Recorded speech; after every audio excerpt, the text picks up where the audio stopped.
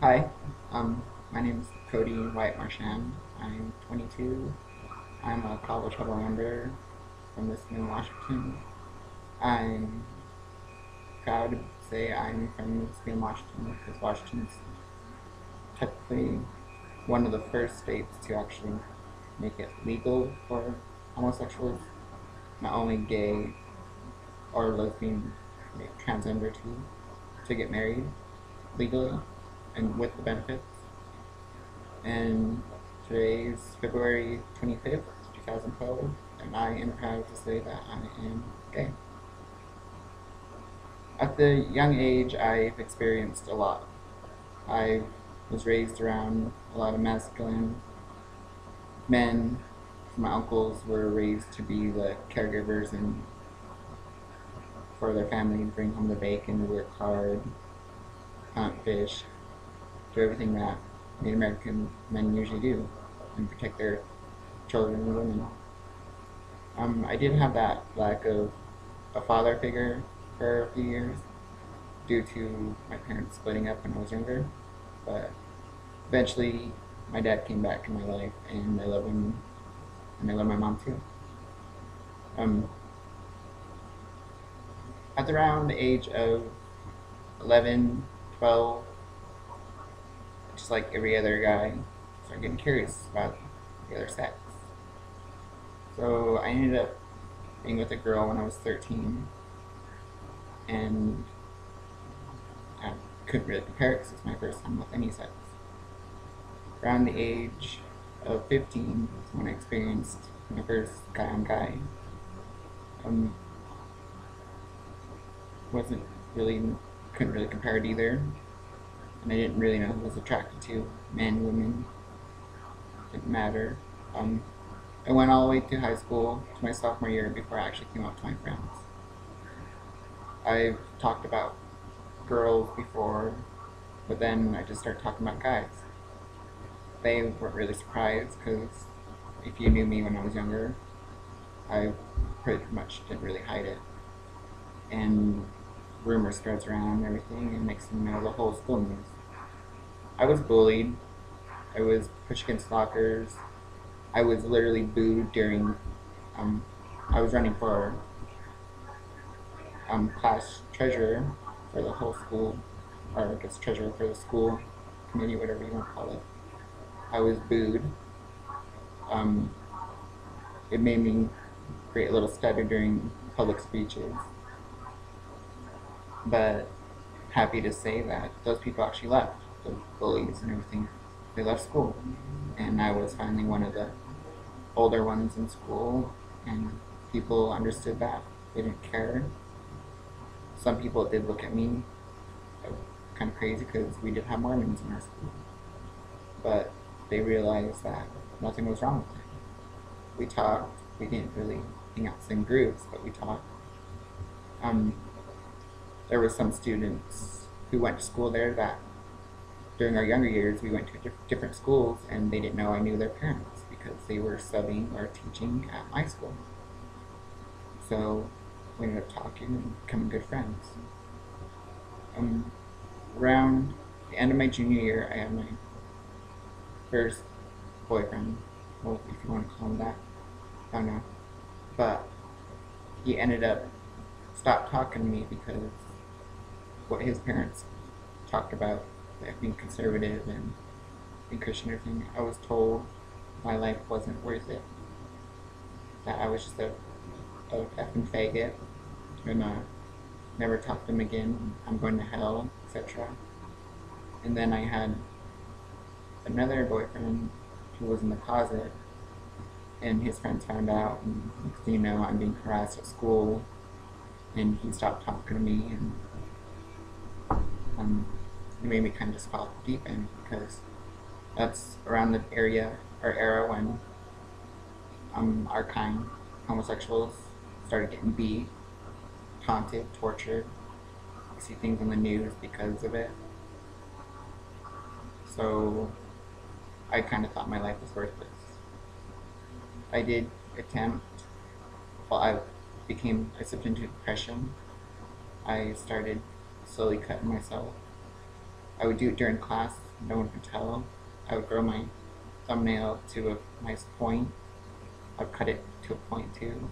I would sit there and rub my nail across my leg and my ankle to where I could just hide the bleeding with the sock. No one really knew what was going on. I used to do the same thing in my arm, and well, it's been like about 6 years, so the scars eventually heal. But you know they're there because you put them there. I talked to my parents, my mom, when I was 18, and I came out to her.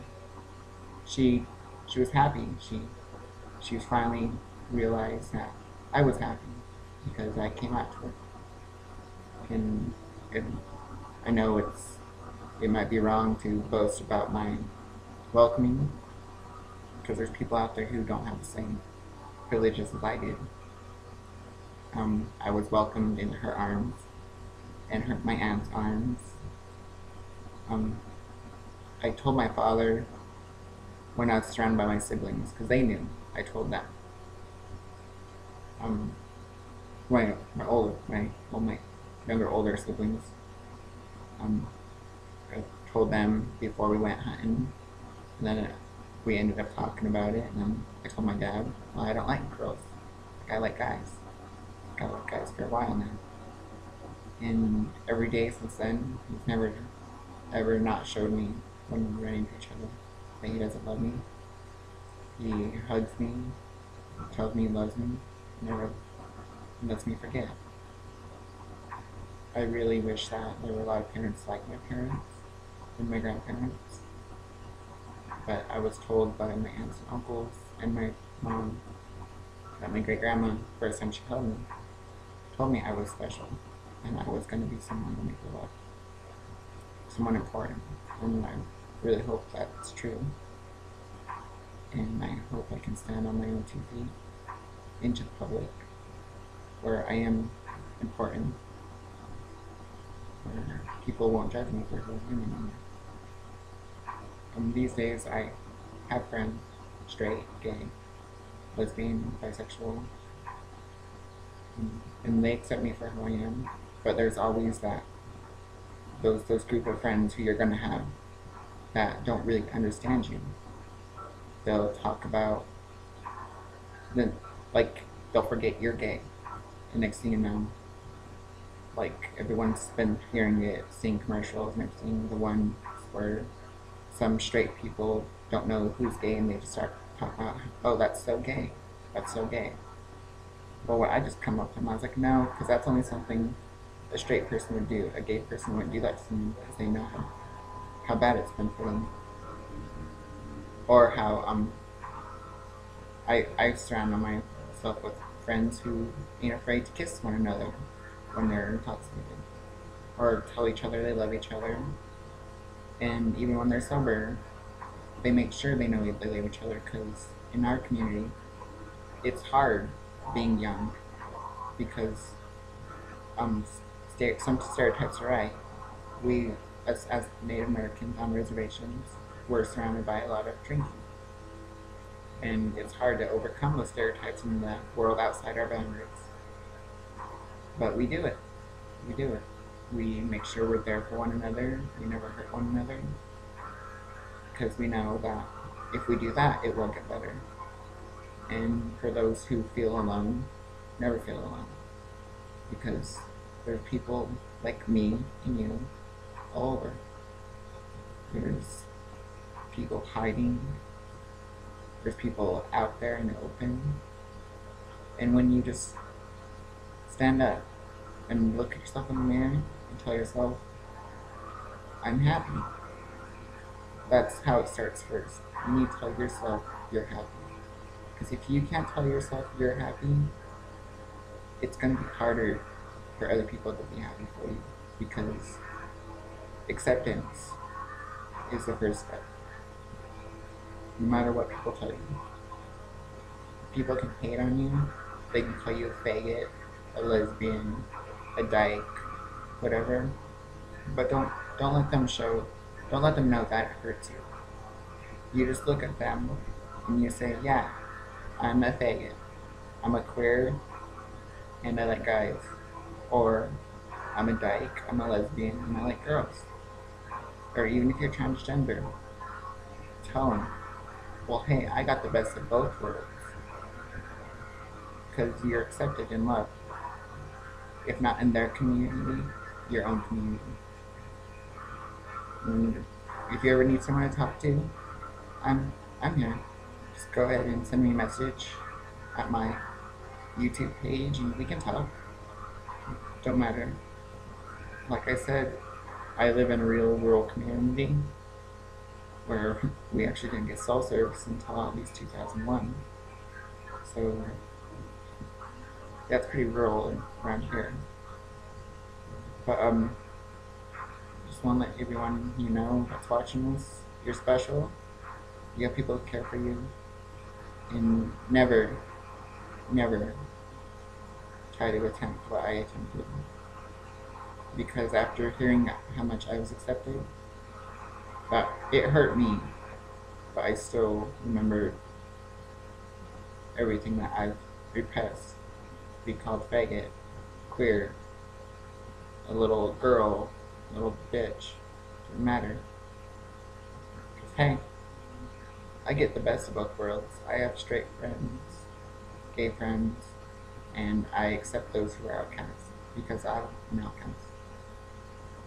Just always remember to be happy.